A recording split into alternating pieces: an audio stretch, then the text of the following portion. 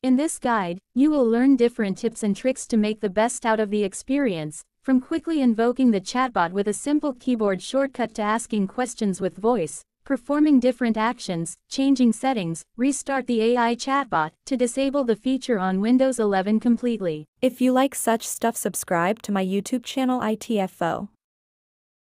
4. Launch apps with Copilot. Copilot also works as an app launcher, making the trip to the Start menu unnecessary, and you can use text or voice.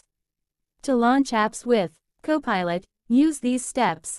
Click the Copilot Windows key +C button on the taskbar. Compose the query and press Enter.